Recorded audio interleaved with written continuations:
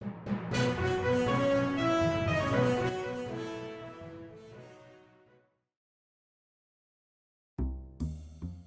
Profit matrix में आपका स्वागत है। मैं जटिल बाजार खबरों को सरल बनाकर आपके लिए लाता हूं। आज बात करेंगे शटडाउन क्या है, यह क्यों होता है, कब खत्म होता है और बिटकॉइन, इथेरियम और पूरे क्रिप्टो मार्केट पर इसका क्या असर पड़ सकता है।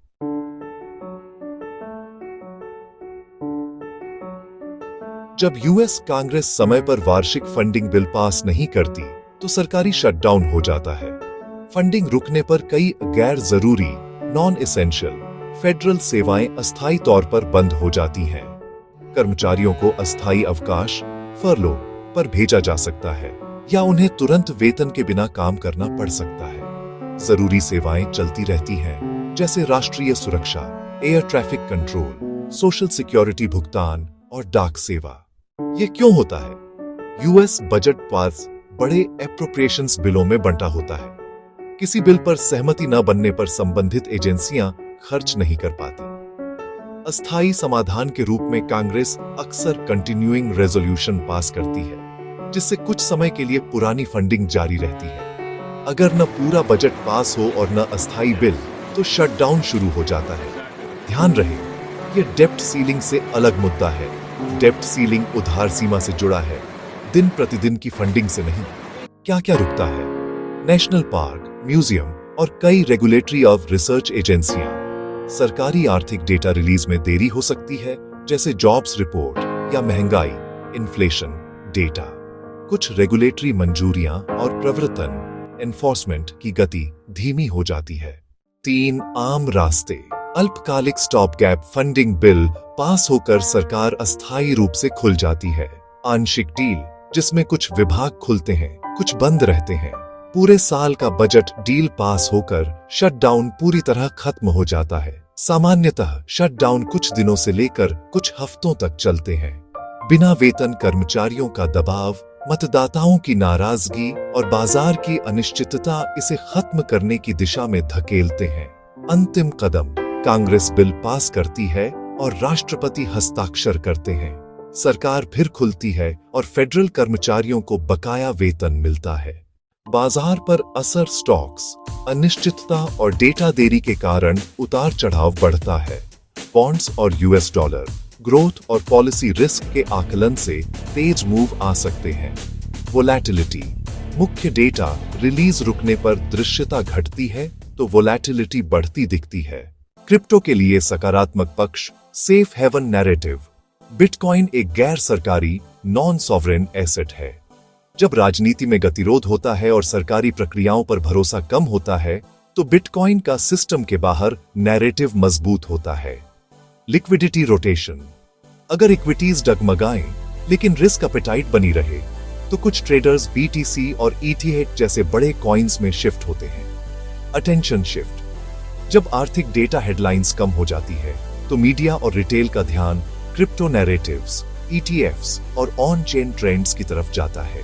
स्टेबल कॉइन यूज, अनिश्चितता में स्टेबल कॉइन्स पर ऑन चेन गतिविधि बढ़ती है ताकि एक्सचेंजों पर पूंजी तैनात करने के लिए तैयार रहे। रेगुलेटरी देरी का प्रभाव, कुछ मंजूरियां, प्रवर्तन धीमे पड़ने से तात्कालिक रेगुलेटरी दबाव कम महसूस होता है, जिससे क्रिप्टो को सांस लेने की जगह मिलती है।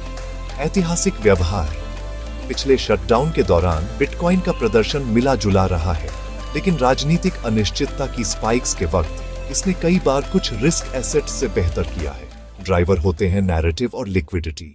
क्रिप्टो रैली किन वजहों से सीमित हो सकती है? अगर बाजार पूरी तरह रिस्क ऑफ मोड में चला जाए, तो अल्ट कॉइन्स सबसे ज्यादा प्रभावित होते हैं। डॉलर बहुत मजबूत हो जाए तो शॉर्ट टर्म में क्रिप्टो पर दबाव पड़ सकता है। अगर बहुत जल्दी फंडिंग डील हो जाए, तो अनिश्चितता प्रीमियम खत्म होने से मुंह ठंडी पड़ सकती है। शुरुआती निवेशकों के लिए व्यावहारिक योजना सिंपल रखें। हेडलाइंस पर ओवर ट्रेडिंग से बचें। न्यूज ड्रिवन हिप 100 आम है। कोर पोजीशन को प्राथमिकता। बीटीसी और ईटीएच अनिश्चितता में आमतौर पर स्मॉल कैप्स से बेहतर टिकते हैं।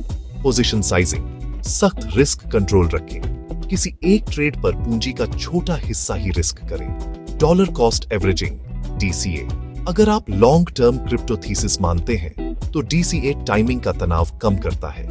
इन संकेतों पर नजर रखें। कांग्रेस से आने वाली funding, stop gap headlines, treasury market moves और US dollar index exchange inflow outflow, BTC और ETH।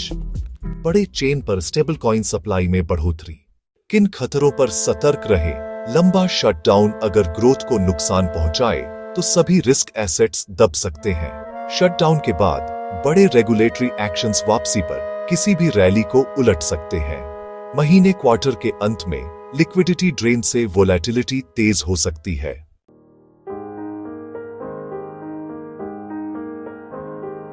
क्या शटडाउन मतलब डिफॉल्ट? नहीं, अमेरिका अपना कर्ज तब तक चुकाता रहता है जब तक डेब्ट सीलिंग न टकराए। यह अलग प्रक्रिया है। क्या सोशल सिक्योरिटी के चेक रुक जाते हैं? नहीं, वे जारी रहते हैं। क्या शटडाउन में क्रिप्टो गिर सकता है? हाँ, हो सकता है। शटडाउन अनिश्चितता बढ़ाता है। सकारात्मक असर को टेलविंड समझे, गारंटी नहीं। अगर यह समझाया हुआ आपको मददगार लगा हो तो लाइक करें और द प्रॉफिट मैट्रिक्स को सब्सक्राइब करें। कमेंट में बताइए, आप वोलेटिलिटी के लिए पोजीशन ले रहे हैं या BTC और ETH में DCA कर रहे हैं। मैं बेस्ट रिस्क मैनेजमेंट टिप को पिन करूंगा।